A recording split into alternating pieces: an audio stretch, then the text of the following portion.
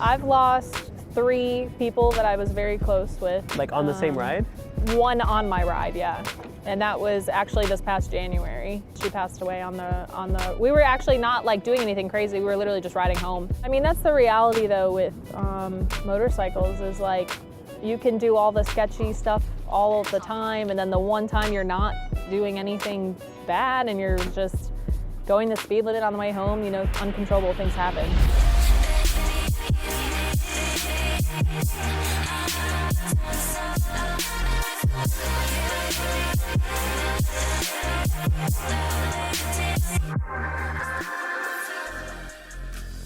Hopefully that shit does not blow away. Oh my goodness. We should be straight. That backpack's pretty heavy. It looks heavy, honestly. Yeah. It's like I 20 think we'd be pounds. I mean, it would have already blown down by now. Probably. We're not speaking that into existence. No, we did have a pretty aggressive gust though already, and it was fine. So I think it's cool. I think we're good. I think we're okay. Yeah. All right, guys. Welcome back to another episode of the most versatile podcast in the world, the Bean Dip. Today we are in Mexico. We caught that red eye, that last minute flight. I had to come talk to Linds. What is it? What's your Instagram? Linds.zx10r. Linds.zx10r? Yeah. What's the name of this? Yeah, which is what this is called. So we're gonna go ahead and jump into her, I guess what would it be, like the street scene in Mexico? Yeah. I guess. Yeah. All right, so go ahead and introduce yourself. Yeah, so my name's Linds. I've been riding super bikes for about 2.5 years, which is actually in relativity not that long, in compared to most people. But I do have, for those of you that ride, quite a bit of experience within those 2 years. It's not as much the length of time that you ride, it's about how much seat time you actually have, which is like a different thing. So I have probably 50,000 miles worth of seat time, 12 track days under my belt. Only one accident, but it was at a licensed track, so I didn't pay any street tax, Street tax. I ate it crazy. responsibly at the track, so. Yeah. Yeah. Dang, that's crazy. I mean, you're here to live to tell another Yeah. story, or what is it? You live to fight another day. Yeah, pretty much, which is definitely a gamble with these things. Yeah, so. we're definitely gonna get into that side of things. Yeah, for because sure. I have hella questions regarding that. Especially after and just to give like a backstory of how we met was, she came down for a meet. Yeah, it was like a meet. She hired me to shoot, and we shot, and it was just insane. So I kind of had to get more insights of that lifestyle. Yeah, so I threw a bike meet, and I wanted to have a city location that was more central for all of my friends that live all over the country. And it just seemed like a good spot. No one had ever done a meet there. The scenery is gorgeous. So we all met there, and then my friend, his username's Khaki Tom. Yeah. He was like, no, you have to shoot with Bean. And I was like, okay, great. So that was kind of how it started and came together. Us. Yes, yeah, he grouped us. He threw us in a group chat. Yeah, it worked out. Usually it doesn't work out like that, but it did. And just driving that night, the first night was a little chaotic. The second night was more orchestrated. It was a little chaotic, yeah. What got you into that type of riding? Like into rollers? Well, no, like into like the stunts and the... If you're into like sport bikes in general, like everyone loves that stuff. Like it's just kind of like, it's a tough skill. So anyone that can do that skill, it's impressive. So we kind of all celebrate each other within the sport bike community when you can do things like that. I have yet to accomplish that skill. It's to come in the future, but for now, I just like to celebrate my friends that can do that because it's really cool, and everyone loves to see it anyway online. So yeah, that dude KODA. KODA rides, KODA's great. KODA's awesome. KODA can really do some wheelies for sure. Yeah, no, and like I'm gonna get him on the pod too. But when you do those, I guess it is still kind of a stunt. You get super close to the camera and like you want to grab it. I mean, with me, I would let you. Yeah, I mean, I've gotten like 2 inches out from a camera. It's tough the first time you shoot with a new videographer because you don't know how their driver is going to be. So imagine if I'm only 2 inches from you and then there's a light brake tap, I'm going into the back of your car. It's dangerous. So it takes a level of, I would just go right, it takes a level of trust. to get there, but you definitely can get there. The time we shot, we were on this road, I guess, with stoplights, and yeah, you know, it was like downtown. Well, we were going towards. It was the second round when dude, because my homie tapped the brake because I think a car pulled out in front of him. And yeah. And you could see it in the video, like, because I was like, I don't know, I Oh, couldn't tell you that time. Yeah, when he speed was like, wobbled. oh my yeah. God, yeah. And he was telling me that it wasn't even his bike. It wasn't. So he was, he was on a loaner bike that day, or for that whole weekend, because he actually flew in from for the meet. So he was on our friend's FC09, which is the type of bike that it was. So it was like, it's tough. It's tough when you're also not on your own bike because you don't know how that bike is, like, you're not comfortable on it. Right. You know, so that changes a lot of aspects too. In that regard, if in the event that someone would crash, whose fault is it? It's always the riders. Okay. Yeah, I think most of us understand that, like, we're out here doing stupid shit. I don't know if I can swear on your podcast. You can swear, yeah. Okay, I'm sorry. We're out here being street hooligans. Like, the things that we do in the aspect of, like, law abiding, they don't really... You can own a sport bike and ride and be law abiding, 100%. Most of us are not. You know, solid chunk. So, like, if I am out doing things exaggerated for the camera to be able to make content for everybody and I get hurt, the responsibility falls on me, you know, because, like, your driver getting hypothetically brake checked, that's not on him. He's gonna not crash. Yeah, that's... You know? So, right. it's really, all the responsibility comes, it's all individual responsibility at the end of the day. But the reality, too, is if, God forbid, something did happen, everyone's going to be there to help support. So right. You're still going to be supported. You're still going to get taken care of. I have had that situation. I've had a lot of friends crash on my rides, not necessarily during rollers, but it's all individual responsibility. I always see posts, because I'm, like, in the car community, so yeah. By proxy, it's kind of extended to some of the street bike stuff, and I always see, like, check your people. Yeah. He laid his bike down. I'm just like, man, these scare me. Yeah. I don't think I could do it. I have, like, a whole Life 360 group of, like, friends. Like, I can see, it's so weird. Like, a lot of people are weird about sharing locations and stuff, but bikers are different. We're like, yeah, here it is.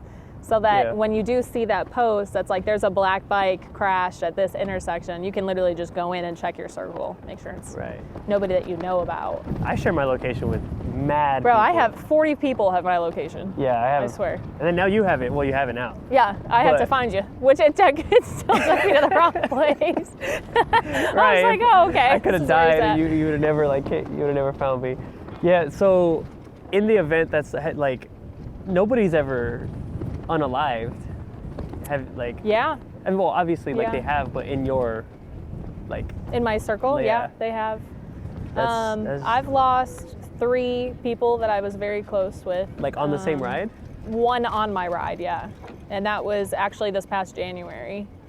When we went to... She passed away on the... We were actually not, like, doing anything crazy. We were literally just riding home after the event had ended, but she did pass away on that ride, yeah. Oh, man, I think that's the one you posted. Yeah. It's on your pin. Yep. Oh, yep. It was an insane day. Insane day. So it was a good day and then it just... Yeah, I mean, that's the reality, though, with motorcycles is, like, you can do all the sketchy stuff all of the time, and then the one time you're not doing anything bad and you're just going the speed limit on the way home, you know, uncontrollable things happen. So yeah, I mean, a car could pull out. They don't see you. I mean, I always see like a lot of the, like, the look twice things. Yes. Yeah. I do see those, but at the same time, there's also, like, people be flying by. Exactly. So, like, well, so that's the thing too, is we understand that we're at fault. Like, if you are changing lanes and I hit you because I'm going 100 miles an hour, there's no way I would expect a car to know that I was coming. You know what I mean? I'm going way too fast.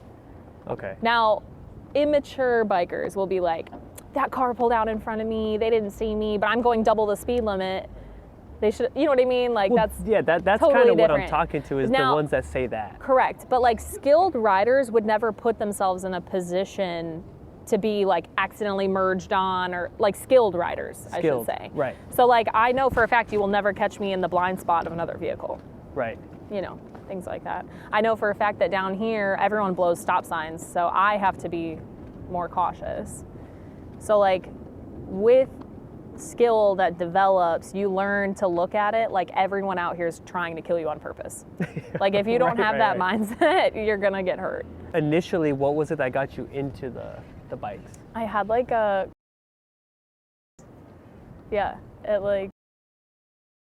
I literally moved to Virginia. I came here from Chicago. I thought you were like... No. But yeah, I moved out here from, and I, by now, yeah, and then I always liked bikes, and for like years, I always wanted one, never let me. So for some reason, the first thing I wanted to do was like, I'm gonna go buy a motorcycle, but I didn't just go and start like the normal way. I was, like I said, so I went and started on like one of the fastest bikes ever that's not a starter bike. Which is what? A ZX-10, not this one. I started on a 2011 ZX-10. I just bought this bike in March. And what all do you have done to it? Way too much. So this is only a month old? Yeah. Oh man. Mm-hmm. So, and I still have a lot of parts in boxes that I haven't even had time to install yet. But I bought the bike, let's see, I negotiated it for like $6,000, and then not including like taxes and whatnot. And then right away we went crazy on it. So we bought like $3,500 worth of like carbon fiber, which is like the shiny stuff.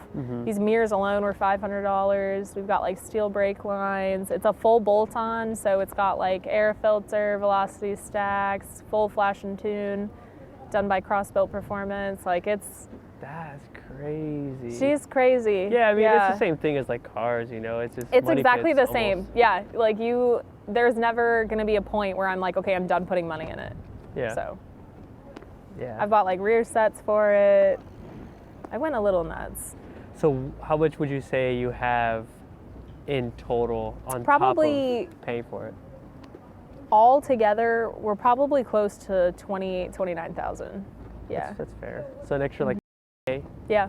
That's about right. I was totaling up what I bought for like my car, like, because someone had asked me, they're like, well, how much do you think you had spent? Because like I'm not into it right now. I am getting something in the future, like in the next like at least like 6 to 8 months.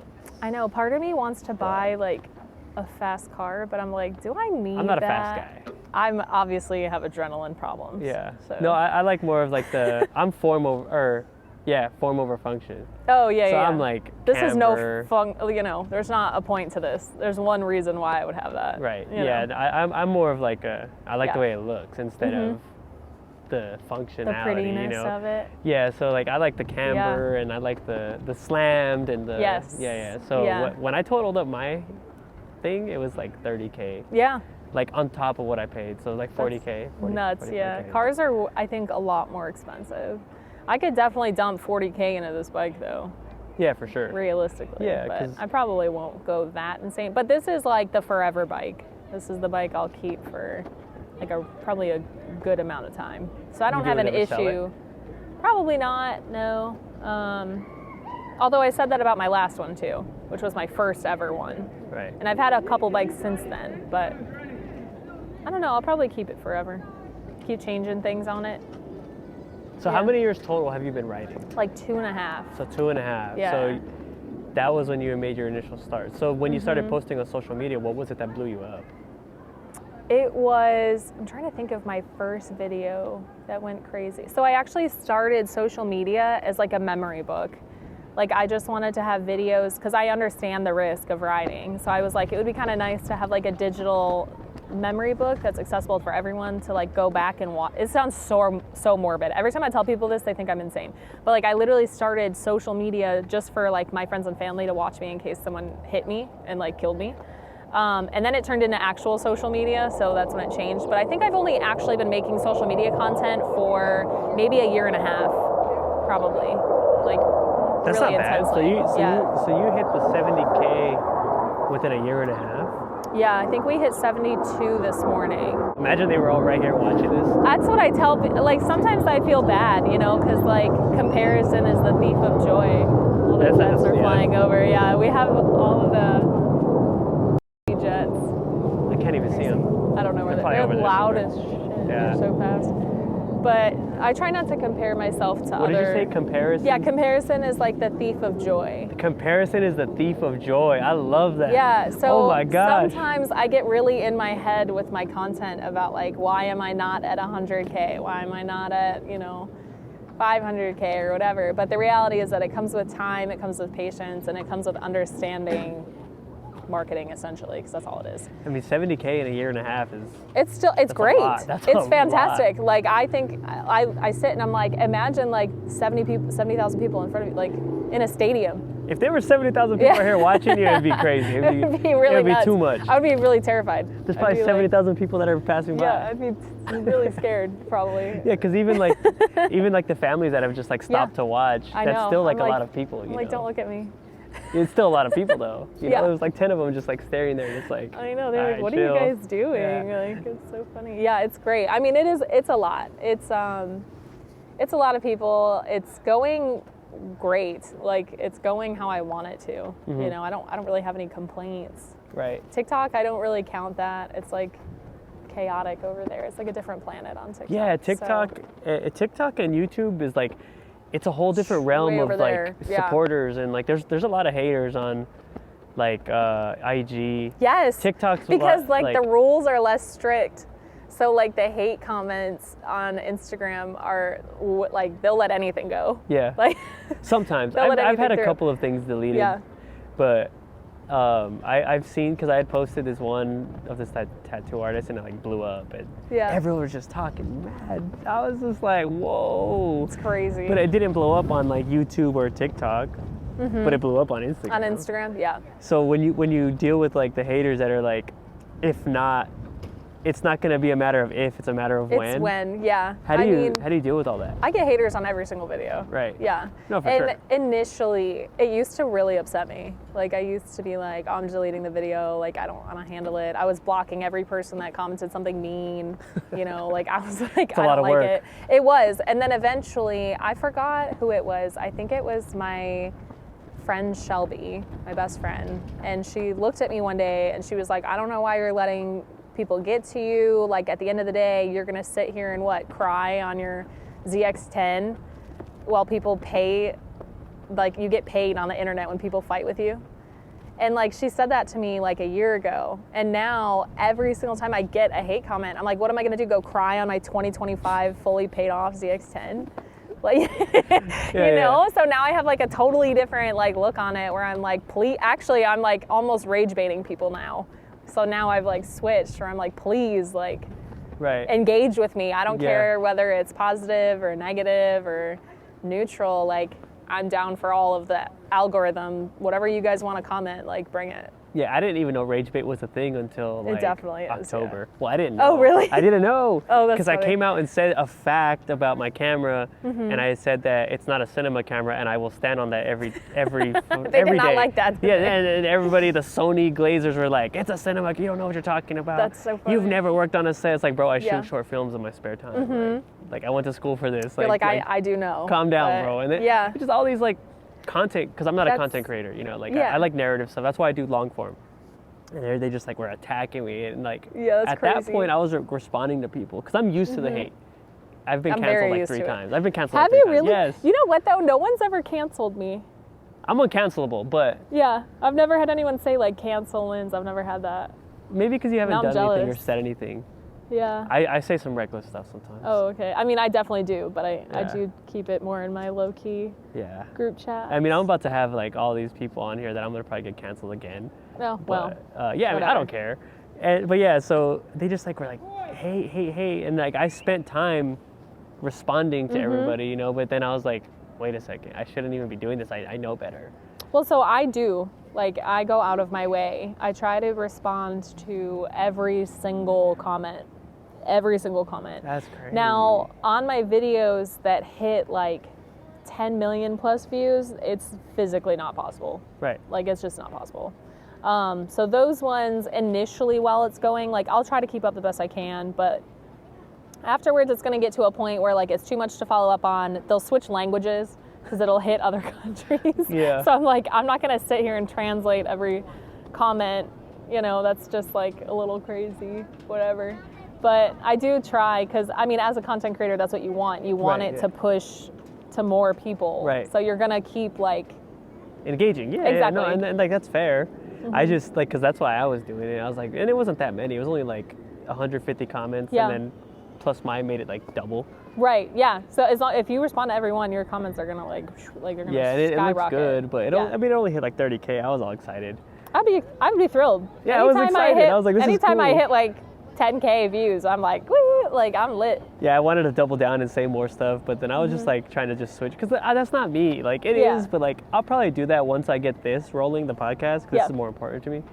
Once I get this rolling, then kind of switch back. Then I'll switch back to, like, my personal. I still post. Well, and that's the thing too about content, is it's only fun. Like, if you don't do the content that you want to, you'll have burnout, and then you won't want to do it anymore. So, like, you have to make what is gonna, like, what you want. You know, obviously you have to, the goal is to make what people want to see, but you have to do it for you. Right. So when you're coming up with something new for the people and your page, how do you come up with the ideas? So I do occasionally just ask, you know, like, I'll ask my followers, like, what kind of content are you guys hoping to see? And they'll tell me, you know, and then if I feel like I'm within my ability to create that for them, then I'll do it. Some requests are really absurd. What's the craziest request you got? Oh God, I don't even know. Anytime, so, like, a lot of people ask me to post my running when I run from. How do I want to phrase? Like, physically run? No, like running from lights, from, like, the cherries and berries. Oh, yeah. You know. A lot of people want me to post that specifically. And well, you're I can in Mexico, tell y'all, so you can. Correct, except for the fact that y'all will never see that. It's just too much. It's too risky, you know, as far as, like, I can post that I'm in Mexico all I want to, but at the end of the day, if they get, you know, they're going to see that it was me in the road, and it's not hard. I had a friend arrested for that, like, last week. For his content. Really? Yeah, it was really bad, actually. So then how do guys like the anonymous dude with the, how does he get away with it? Really strategically. So, like, the issue too is just enemies in general. Right. You know, like, do you have people that would turn you in for that? Like, first of all, no matter how much you might not like someone in the community, you don't turn them in for that. You don't subject them to loss of wages or loss of family time or whatever just because you have a grudge. Right. In the case of my friend who was turned in last week, he had, like, a stalker that was threatening to turn him in for that for a while. So in his case, there was not a lot that could be done, but in the case of my other friends who are no face, no case, they don't really have that, or we still have that. Like, you can hate each other's content, you can hate each other as a person, but you're not going to go out of your way to report them for the content that they make. Now, however, like, let's say someone hates me and they turn me in. There's no videos of me doing explicitly illegal content on my page. Right. So, like, realistically, realistically, nothing's going to hold in court. However, if I was to go and upload, you know, helmet cam, it would be a little different. Yeah. Because I'm literally when I post things like that. So, like, I love those videos. I love the content creators that post that content. But I personally won't, because I don't just do content creation. I have, like, I have people I take care of, you know what I mean? Dog mom and stuff. Like, I can't risk, and I don't think I would do well in jail. I have yet to go. Not to say that won't happen. I went once. We'll do a follow-up interview after you know, jail. We'll do it in jail. If that happens. We'll do it in jail. In jail's crazy. Be like, yo, I have a visitor, and I bring the whole production. Get like a media pass. Is that a thing? Yeah, because people film. Yeah. People film in prisons all the time. You can come interview. If I do go to jail, you can. I would come love to interview some murderers. Some murder. Hell yeah. See how those fools think? I would have loved, they're crazy. I would have got the story right on Dahmer at least. Those fools didn't get it right. He was from Milwaukee. Yeah. They got some of it right, but it's just a little That fabricated. whole thing is insane. It's just fabricated. Yeah. So you have income from the 70,000 followers from your social media presence. Has that opened up any doors for you? Yeah, it's great. A lot of people have the misconception though that like the amount of followers you have directly translate like to immediate income. On Instagram, I can tell y'all right now that's not the case. Right. So like it means nothing. Having 10K versus 70K, it doesn't matter. Right. What opens the doors as far as actual income that you can make would be like when you pick up brand deals for companies to to promote products. Like this. Yes, or on YouTube specifically, you can make money based off of views. So like I'll make money based off of views when I have a video that's monetized and I hit 15 million or 20 million or 25. I think my biggest video ever was 30 million, which was like the dumbest thing. It was the dumbest video technically 60 ever. million. Yeah. Because if everybody tells someone, if every one person that watched it told someone or just showed it on because I'll show you like this, like yo, check this out, that's an extra, so you always double it, so 60 million. Yes. That's crazy. It was crazy, and it was like the dumbest video too. Usually All my like really funny ones always blow up. So what kind of brand deals have you gotten? So let me see, I've had a few actually. I work with my helmet company, HJC, who I love very, very dearly. Obviously, I believe that's probably like really important because it protects my literal head. So that's super important to me. I love that company forever. I'm very, very loyal to HJC.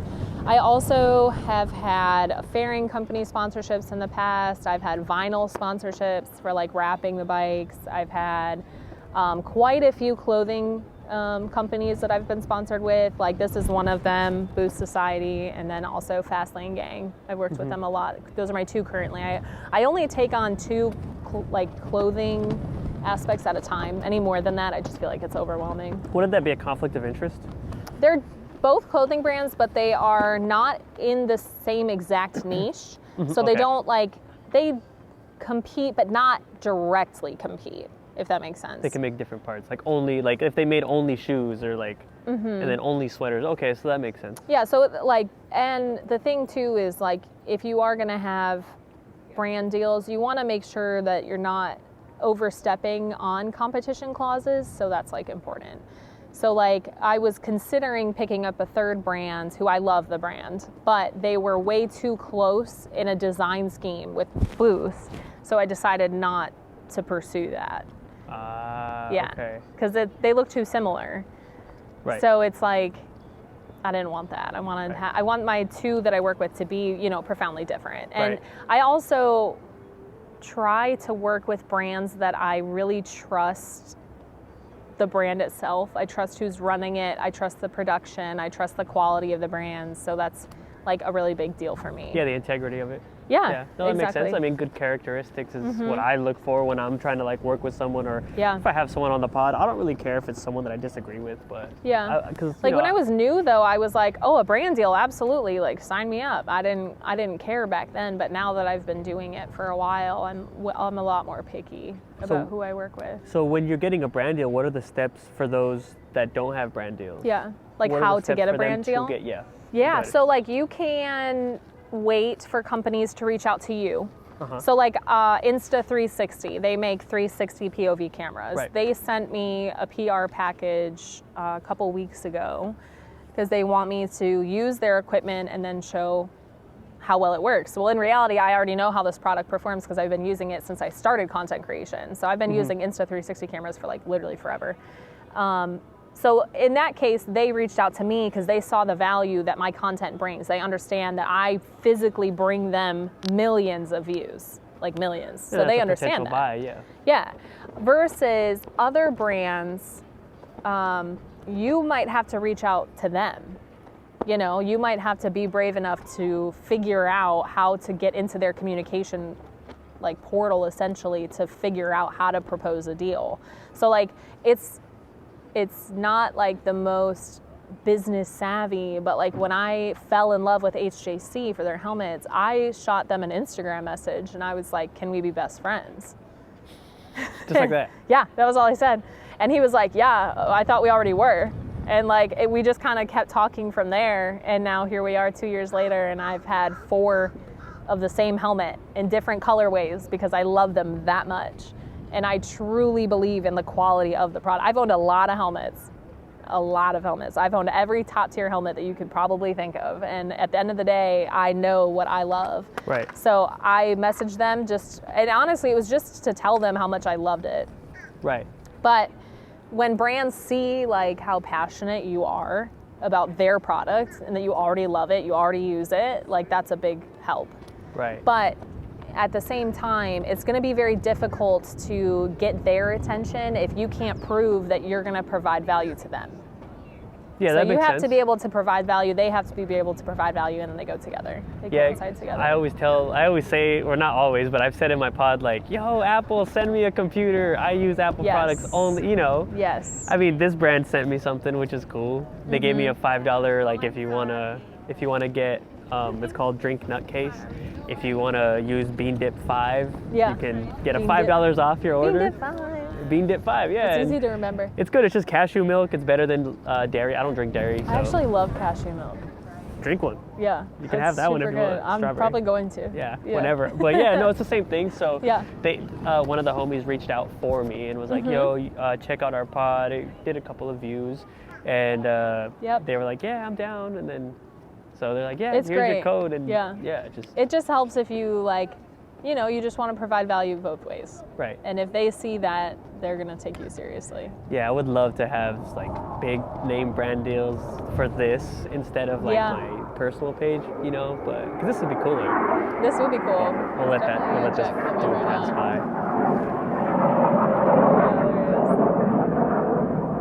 So cool. Mm-hmm. Yeah. But no, that's cool. So attaining brand deals is always everybody's like that's dream, everyone's goal. Yeah, that's everyone's goal. In reality, there's very few content creators that can truly live off of brand deals. You have to be massive. You know? Oh yeah. I have my friend Jeremiah. His Instagram and like TikTok, it's Jeremiah Stab actually. He is such golden retriever energy, the most genuine like rider I think I've ever met in my entire life. And he actually does social media like full time, like full time. Like he has enough. He did a progressive ad. That's cool. He has, I think he has over 1 million followers on Instagram right now. But he's put in the work to make the content. You know what I mean? Everything everyone can be big on Instagram. Right. That's the reality. It's not a secret.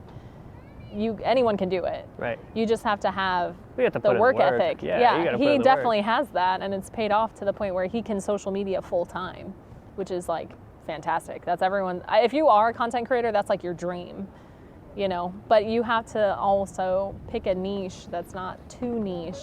You know, you want it to expand. Yeah, because you want to be different from everybody else. Exactly. So, because I do this full time. I film full time. The podcast is full time. Like this is just like it's not.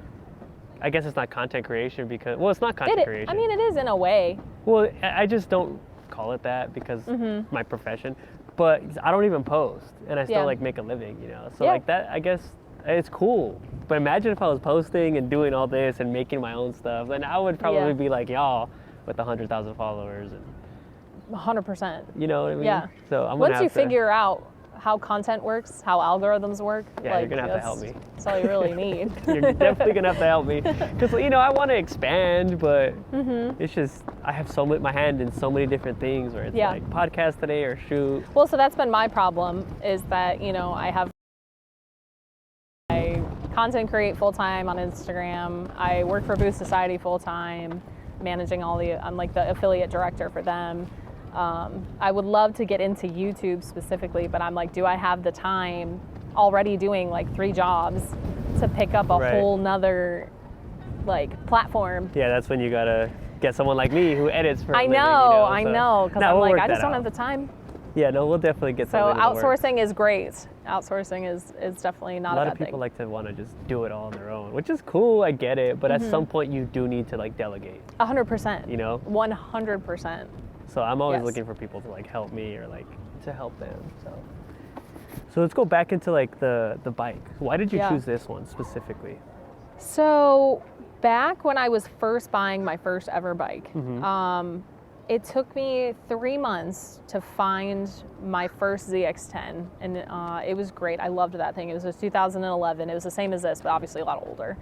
And initially, the plan was not to buy a 1,000cc motorcycle, because obviously that's dumb. Like, no one should be starting and learning how to ride a motorcycle on 1,000 cc's. That's absurd. Like, you should be starting on like 4 or like 500 cc's max, probably, while you like get your. I had no concept of like stick, you know, because everything's manual. On this? Yeah, I've never driven a manual car. Like, I had no experience. Like, never been on a dirt bike, nothing. So I'm like going around, I'm like trying to find my first bike. I was looking at 600s, and I got every excuse in the book. Like, I would show up and the guy would hike the price up, or I would be trying to go and people just wouldn't meet me. I actually had a guy tell me he wasn't gonna sell a girl a motorcycle. So I was getting like washed around for like 3 months. And one of my friends, I was like, oh, look at the ZX10, whatever. It's a good price. I like the color of it. It looks nice. He was like, no, I think it's fine. You can start on it. There's different power levels within the bikes. He was like, you can just put it on the lowest one, you know, and like, it'll be fine. You can like just take it really easy, whatever. And I was convinced this helicopter is like, I swear, blowing way more wind. US Navy. Yeah, that wind was crazy just now. But okay, so then. So we went and we looked at it, and he was very nice. The guy that sold me the bike, he didn't care that I was a girl. He like let me knock down the price because of like some scuffs and whatnot on it. And on this specific one? No, on my first one. Oh, on the first one. Okay, okay. So we were like, you know what? If he thinks I can do it, I can do it. It also helps that sometimes, not to make it like a gender thing, maybe this is the controversial part of my podcast, but like obviously like if you're on a sport bike, you don't have the fully developed frontal lobe to understand how dangerous it truly is. Like people will tell you like, no, I understand how dangerous bikes are, but they really don't. Like they're gonna ride like idiots. Quick interruption before we get back into the pod. This episode is powered by SOSCARE Social Club, the only brand that makes you rethink your outfit and your life choices. This brand is so underground, even moles are like, yo, where did you get that? I got y'all 15% off because I care about your drip more than your mom. The code to use at checkout is BeanDip15. Don't forget to use that because you will look just as good as me. So remember, this is an endless pursuit to chasing your goals. Go out there, crush your goals, and let's get back into this pod. Like full-on idiots. I was obviously a little bit older, so I knew that I could easily die on a motorcycle. So I took it so seriously. I took classes on it. I only rode with people that were better than me, like significantly better than me, to pick up the correct riding habits. I didn't do any group rides for a long time. The biggest thing I did though was I went to track and I learned how to ride very fast but very safe. And if I can tell y'all right now, if I wouldn't have done any track days, I probably would have had a severe like crash by now, or probably be dead, who knows. But track literally teaches you the correct things to do so you're not panicking when a car pulls out in front of you. Like, it just teaches you. So I did everything correctly. I took my MSF class, I got my license. A lot of people don't even have their license to ride bikes. I took the track days. I did 12 track days. Like, I took it very, very seriously. And then in my first year of riding, I did 20,000 miles on the bike, which is a lot for a motorcycle. For a super bike, that's a lot. Right. Yeah. That is crazy. And then the second year, another 20,000 miles. And then eventually that bike was like a little bit screaming. She needed some love because she was old and I had put way too many miles on her. So that was when I decided this year, like in January, I was like, you know what, maybe it is time. Now that I have like officially super developed skills for riding, now I feel comfortable going and buying a $20,000 bike and then dumping $10K into it. Right. You know, versus like buying a stupid expensive bike when you're brand new. You're going to drop it. You're going to have issues like that you just aren't prepared for. Right. When you're brand new. What's the mileage like expectancy on these? So they say they can get to like 50,000. Oh, that's it? Yeah, bikes aren't really like, Harleys and stuff are totally different. Like the brother bikes, those things can hit like 100K miles or something like that. I mean, if you take really good care of it though, you can probably hit like 60, 70, 80. Most people though that have super bikes don't ride them to those limits, you know. Okay. I think I don't know how many miles are on it now. Probably like 1,000. That's maybe, it? Maybe a little more than that. I figured they would at least go 100K. Yeah. I mean, they're still cool. They save gas. But I've never seen a bike hit 100K. Not a super bike. I mean, I didn't know. I don't know. You know, I'm not a... Yeah, cars are like totally different. Yeah, 300K. Bikes easily. are like, help me, you know? Yeah, because these things, like I said, they scare me. Like, so when you're buying a bike and in the market for a bike, you have to know that you're but the potential, like, death. Wreck? Yeah. You have to understand that. Then like, if you buy a bike with the mindset that nothing is ever going to happen to you, you're in for a bad time. Like, I mean, we call that ego riding. Yeah, you could die in a car. You can, yeah. But you're probably, statistically, like, way less likely to pass in a car than you are on a bike. I mean, we have no seatbelt, we have no airbags, you're impacting pavement. So that's why helmets are a law. Here, where I live, yes. But in a lot of states, helmets aren't required. So, like, you're not required to wear a helmet. Yeah. But, like, we all know it's, like, fucked up. Like... It is weird. Doesn't make sense. There's so many weird things that go on. Nothing makes sense. Like, it's cool. I love been twice this year, but they're not required to wear helmets there, and I think that's the dumbest shit I've ever heard in my life. So with a helmet, can't you still die from like bodily impact? Yeah. So then why even wear a helmet? Well, you know, your brain is. I'll break every bone in my body, and you can recover from that, realistically. But if your brain is toast, then you're toast. So how do you know that the helmet you're using is capable to withstand? Yeah, there's a lot of things. So there's like safety certifications that helmets have to go through. Right. Some helmets go through more safety certifications than others. So you'll have like starter helmets, which are like literally DOT certified. The DOT system hasn't been updated since like 1980. So like those safety standards mean nothing. When I hear DOT, I'm like, that doesn't mean anything to me. Like that means it's not safe. You'll have like FIM certified or ECE. Like there's different levels to certifications. So the issue is cost for a lot of people. A lot of people don't want to go out and buy a $1,000 helmet. They'd rather buy the $200, $300, max $400 helmet. The cheaper one. Right. Which is fine in all that sense. But the issue is like, of everything that you're going to spend money on, how does it make sense to buy a $10,000, $15,000, $20,000, $30,000 motorcycle and then only care enough to put a $400 helmet on your head? Like, that'll never make sense to me. You know, because... That makes sense. I mean, that makes sense to me.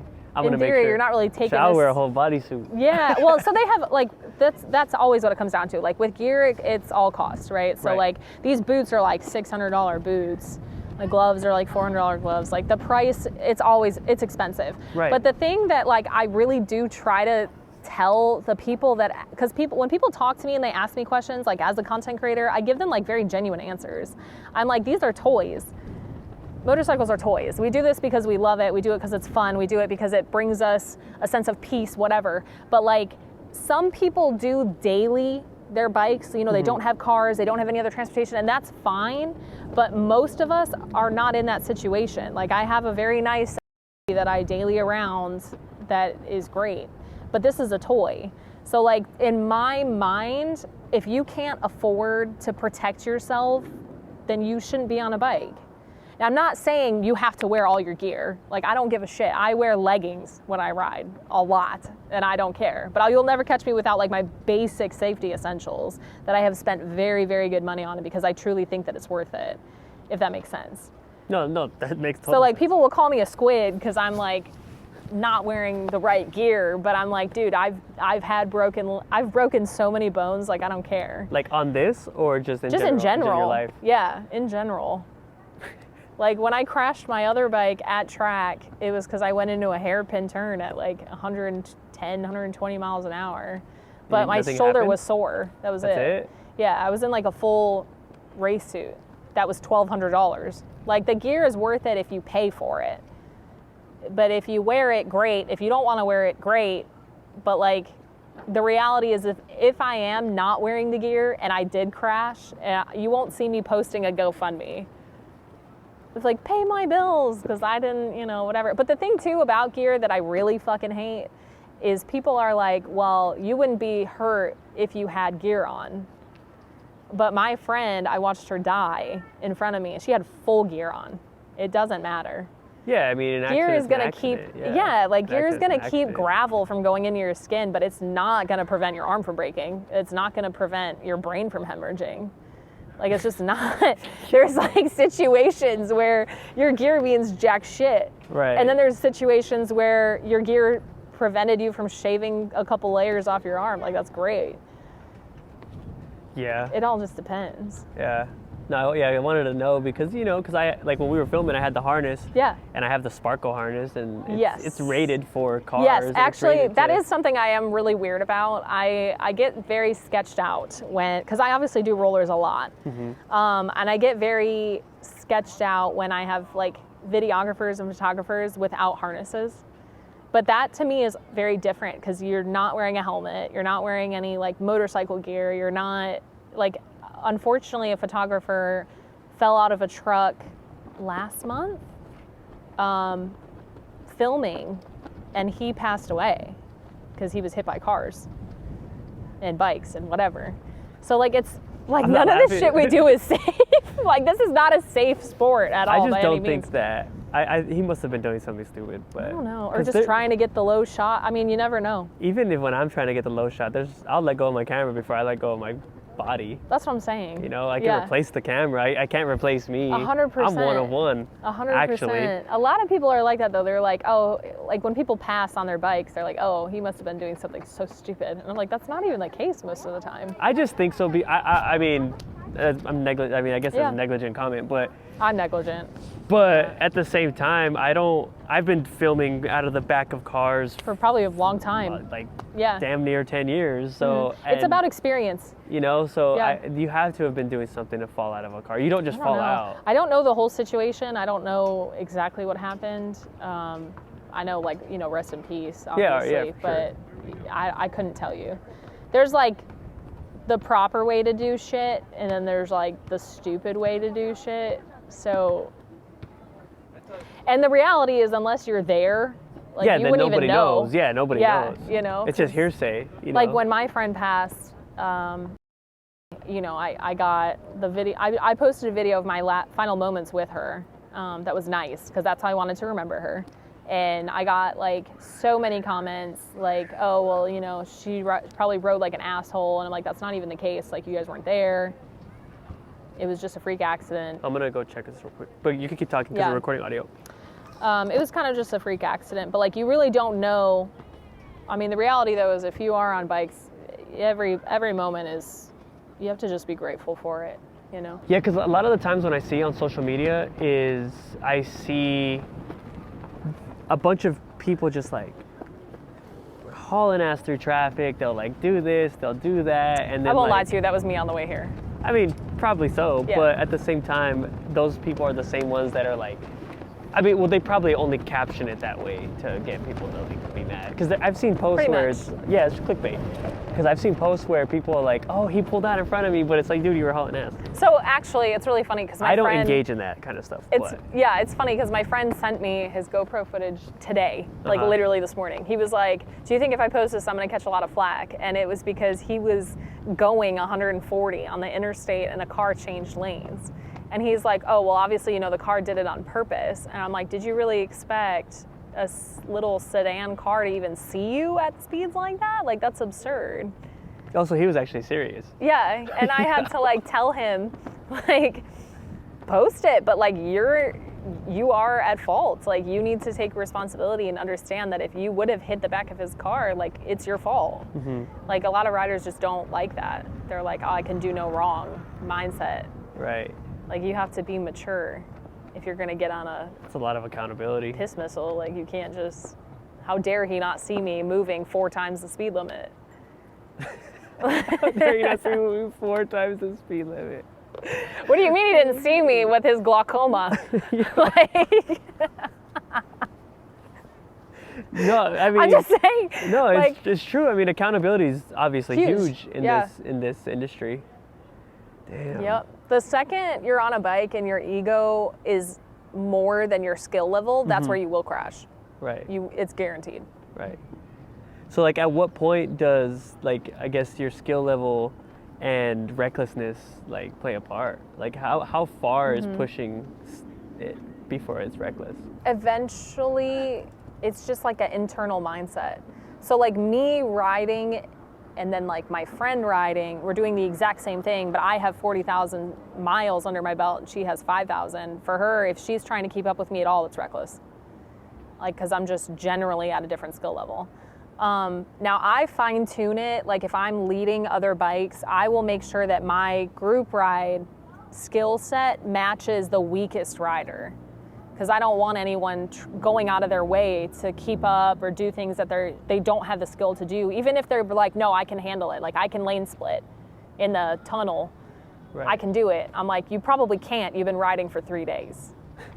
So, like, I will not even put them in the position to get into the I have to keep up, because they're not going to be thinking clearly. Their adrenaline's going to be going. If your adrenaline's going, you're not making conscious decisions. Like, right. It's not like a set amount of skill turns it into not reckless. Like, I would say that I'm a very skilled rider, but even today on the way here, going past that trooper, I was like running from, like, I'll never be. You're going to jail if that happens, right? If you get caught? Yes. That'd be jail time. Yeah. In Mexico jails are crazy. Mexico jail would not be great here. I mean, here the speed limit's like 55. Oh yeah, that's criminal speeding. Yeah, it's like reckless. So that would be reckless driving. Right? Yeah, it's a reckless driving. Here, anywhere over 80 miles an hour. If you're at 82 miles, even if you're in a car, you're going 82 miles an hour, it's reckless. Right. Yeah. So, but like reckless as in like, you know, reckless. Yeah, like, I mean, if I'm splitting cars, if I'm cutting cars off, wheelies are reckless. Like, that's just all of that's reckless, because those are all things that if you didn't do it, you up your chances of surviving. So anytime you commit to doing an activity where your chances of survival are lowered, that's reckless. If that makes sense. No, that makes sense. And do you think social media pushes people to be more reckless because of views? What's the most reckless thing you've seen other than like speed chases? Just in general, like people wanting to be the next biggest thing. They're like, well, I saw ZX10 Mez doing wheelies in the tunnels. Like, I can probably do that. And the next thing you know, they're getting really hurt. Mez has been riding for I think more than 15 years at this point. So people will log on Instagram, they'll just see him doing a video of one wheelie and they're convinced that they can also do that. You know, that's negative influencing. Monkey see, monkey do. Exactly. Now, what's great about Mez is he'll tell you, you do not have the skill to do this, so don't do it. But the reality is that the responsibility of being influenced falls on the person that is being influenced. Yeah, so like when people tell me, when they're like, Lindsay, how does that make you feel that people go out and copy you and they get hurt? I'm like, they do that. Technically, I'm not responsible for that.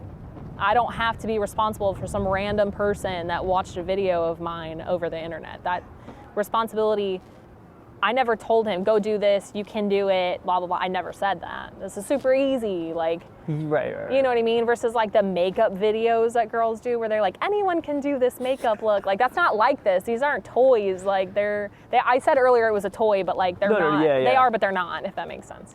But like, influencing means people are going to copy you. Right. So, like, there's a little bit of internal ego. Like, yeah, I understand someone might copy this, someone might get hurt. But if it's not like directly impacting me, most influencers are like, I don't care. No, that makes sense. Yeah. So in the event of someone's like, oh, well, I saw Lindsay do it, wouldn't they come at you for like... I mean, they can, but legally there would be no repercussions, okay. No. Because, I mean, you know, with all these like other influencers that are like super conservative, super like masculine, they always talk about like men need to do this and do this and this, and then they get attacked for other people, like I guess doing it to their teachers. Yeah, I will say, because homie said so. I think that could be a thing though, where like I've never told my followers like, oh, you need to do this. Okay, so it's yeah, I've never said that. That's the fine line. Like I've never been like everyone and their mom should go buy a ZX10 and go run from state troopers. Like I've never said that. Right. That's, you know. So then essentially you wouldn't have to put like a don't try this at home disclosure, because Jackass would always be like, don't try this at home. He does, yeah. I think in the sue happy world that we're in, you can sue. I mean, you can realistically lodge that like you could sue anyone for anything. If it's gonna hold, that's a whole different thing. But like realistically, you can serve anyone for anything.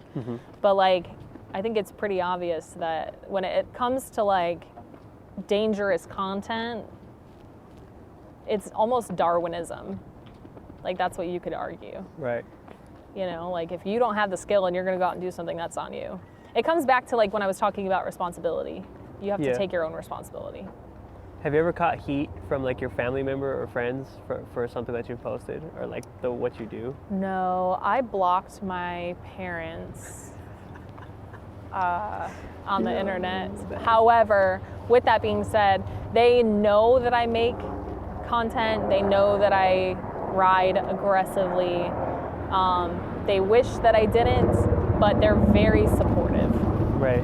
So like they're extremely supportive of me pursuing what I do, which is really nice. Like, you know, it was funny because for the first like year, I think, my dad would be like, did you buy that motorcycle? And I was like, no, it's my friend's, I'm just borrowing it. So for like literally a year, I told my dad I was borrowing a motorcycle. Right. Even though it was mine. Because I was like terrified. I was like terrified to tell. I'm not even like, I haven't lived with my parents in like, I've lived with my parents. But you like, I still don't believe it. Well, you're not, but crazy. It's okay. They like it. My mom's like, oh my God, those pictures are so cute. Or like, oh my God, you know, like whatever. They're great. And like it was funny because before I bought this one, when I had my other ZX10, the old one, my dad was like, your content is gonna suck until you get a brand new bike. And I was like, oh my God, like you're not wrong, technically. Right. So my dad was the reason I pushed it to just say fuck it and go buy the bike. Right. So I have a couple other bikes though, so I mean it's fine. But like he was like, no, you need a new one. Right. So I went and bought a new one. That's, I mean, because my dad yelled at me. You got to pay to play. Exactly. 100%. You can't be other people. Like you also have to be a one of one. So like you had said earlier, I'm very, very big on one of one. There is not a single person on Instagram that looks like me. Like I have a one of one helmet. I have a one of one ZX10. Built a whole platform. That's the only way to grow, is to like kind of, I guess, step outside of the box and not follow. I try not to follow trends. There's a lot of creators though that do fit the like norm of like, you know, within influencing, like there's always going to be that like accessory that all of them have, or all of them seem to have. So like in motorcycles, it's a certain helmet. It's called a pista, made by AGV. And all of the big moto content creators have this fucking helmet. And first of all, I've owned a pista. That helmet is ass. Like, it's just horrible. This is full-on recorded pista hate. Because, like, my friends know I'm a pista hater. Like, I fucking hate that helmet. I've had it. I've literally owned it. It's awful. I've raced in it. Terrible. But they all look the same. So, like, all of them have S1Ks, which is a type of motorcycle, and they all have pistas. They all look the same. I cannot tell any of them apart. You know, like that's fine. But like, if you do want to grow, you have to develop a singular identity that makes you distinct from everyone else. Because if you're not, it's just everyone's doing wheelies on S1Ks with pistas. I don't know. Like, everyone's gonna comment and be like, "Fuck Linds, she can't even do a wheelie." And but you're gonna practice to get one, right? Yeah. So I actually own a stunt Grom. It's like a very tiny motorcycle. It's like a 125cc. Yeah, I loop that thing all the time. And then eventually, when I get that down pat, then I'll bring it up to the very expensive. I mean, I could pick up my wheel on my other ZX10. I could get it off the ground. Would you do it on this one? I haven't tried. I've only owned it for a month, so. But would you do it on this one? Yeah, I would. Trusting your capabilities. Right now, I don't think I'm capable. I think that's a bad idea. But my Grom, yes, I would pick that one up for sure. Has there ever been a stunt that looking back that you've done, like, well, maybe I shouldn't have done that? On accident, yes. What do you mean? Like What does that even mean? So like there's something called a stoppie, which is like where you brake so hard on your front brake, the back tire just goes up. So like you're inverted, like a wheelie, but like the wrong way, right? Yeah, like an endo. Yeah, very scary. Right? I've done that. I've done 2 of them, and I've done them at like literally an expert level, like perfectly. So in reality, I know I can do it, but I've only been able to do it in like life or death situations, so I could like prevent impacting a car. That's crazy. Yeah. How fast would you say you? So the first one was actually like literally right over there because a car blew a stop sign. And I had the right of way and he just blew it. So I, in order to avoid hitting it, because he just stopped when he saw me. Cars will do that. By the time a car sees you coming, it's too late. Drivers panic.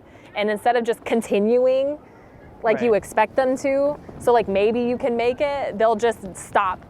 So you're like, you have no choice, really. That scared the shit out of me. I literally pulled off. He just kept going. He didn't even like check nothing. He didn't stop to check on you, nothing? No, he just left. But I pulled over and my friend was behind me and he was like, holy fucking shit. And I never have cameras rolling either when this shit happens, which is like, usually how it goes. And then the second time I did that was actually my friend passed because I had no choice, again, but to come to a complete stop to avoid hitting the back of my own truck that my photographer was driving. Mm-hmm. So, like, it's always like stunts for me are more like the skills there, but they only get used in like really necessary situations. I would love to be able one day to just go out and do them like for fun, like my friends do. But the reality is that even though I have 50,000 miles of seat time, I still have only been riding for 2.5 years. So it's like a different beast, versus like my friend Luis S1K, who can do all that, but he's been riding for like 15 years, So. Yeah, Luis 1K? Luis S1K, yeah. He was with us on the roller ride. He wants to buy my camera. But he already has, I was trying to explain to him it'd be so like funny. Kind of not a good purchase. Because the camera. For what he wants it for? Well, it's because the camera he has is basically the same thing without like 1 or 2 things. Oh. So it's like, bro, I wouldn't want to rob you like that. you know what I mean? Yeah. Especially he's like one of those guys though that when he wants something, he wants it. So. It's just like, bro. Well, it's because I got the camera for free, so I would really be robbing him. Oh, I see. And I don't like the feeling of getting over on somebody. Yeah, no, I get that. Especially knowing what camera he already has. When it's like perfectly capable. Yeah, it could do the same thing. Yeah, no, that's valid. That makes sense. He's such a nice. He's cool. He's really cool. Person. Luis and I have been friends for. How long have we been friends for? Probably like 1.5 years, 2 years, I would say. Yeah. I think I talk to him almost every day. Yeah, I talked to him the other day for his birthday. He's cool. Yeah, his birthday was the other day. Yeah, he's cool. Maybe one day when the camera, if he doesn't already have one, I'll let it go for dumb cheap. But right now, probably not. But he's cool. I'll keep in contact with him. He's cool. Yeah. He's cool people. I'll have to get he's him great. He's a little bit. He's not near. No. Area. Yeah, I think towards. Yeah. I can't remember exactly. I just always check his location. Mm-hmm. What are some of the goals you have for the remaining 2025? I mean, it's barely the first quarter, but we're in second quarter now. I know, which is crazy already. I think that I have a lot of content goals. I have a lot of goals to hit like 100K on Insta, which I think I'm gonna hit 75 probably within the next month. So like I'm on track, realistically. So that's like not because it like really means anything in the grand scheme of things. Like how many followers you have literally doesn't mean anything. But it's just like at this point it's just one of the goals that I have. I also do need to bring this bike to do a couple track days so that I get even more familiar with it, become a safer rider on this specific one because it is different. Like it's the same bike as my other one, but it's still brand new. So like, they change dynamics and things. So I'll bring this one to do a couple track days. I also have a couple more goals to do a lot more traveling. I've been very blessed to travel like literally every other weekend for this entire year so far. So I'm taking a break now, but then I have another meet at the very end of May that I'll be going to, and then hopefully a couple more meets throughout the rest of the year. But ideally, I would love to just meet as many people as possible, travel as much as possible, like fulfill goals, not wreck on the street. Yeah, we don't this want year. that. That's not a goal. Or the goal is to not wreck, you know, I should say. And otherwise, you know, maybe start a YouTube this year. We'll see. You should. See, everyone's saying that. You should, and I'll help you. All I do is fucking yap. I'll help you. I'll help you. We'll see. But we'll see. Other than that, you got anything else to tell them? No. Be careful on these streets. On these streets. Streets. That street tax. Oh yeah, well, what is that? What is the street tax? Yeah. The street tax is like when you wreck. Oh. They call it the street tax, you know, for like getting I guess fucked how much up. It costs to, yeah. I guess. How much it costs to repair the bike, how much it costs to repair your body sometimes. You know, we call it street tax. I like that. We could end it there. Yeah, it's like a bad thing. You don't want to pay. Like, you don't want to pay regular taxes either. So, you know, street tax, don't pay it. I don't like that word tax. Yeah, just don't crash. I can't say what I told you in text the other day. Yeah, don't say that. They're gonna come after. Get that on the... Everything is donations. All right, guys, with that being said, I just want to appreciate you for coming out, bringing your bike out here in these crazy streets where people do not pay attention. You risked your life to come onto this pod all the way in Mexico. Yeah. So he was really hidden in those bushes today. Who? The... Oh, I was like, where? It was way too late. I'll have to trim the clip so you can show it. But I was going and I was like, oh, okay. But I didn't see him because I was racing like some, I don't even know what kind of car it was. So like the next thing I knew, we're like, okay, 120, this is cool. This is like a cruise speed, me in this car. And then I think he saw the before I did.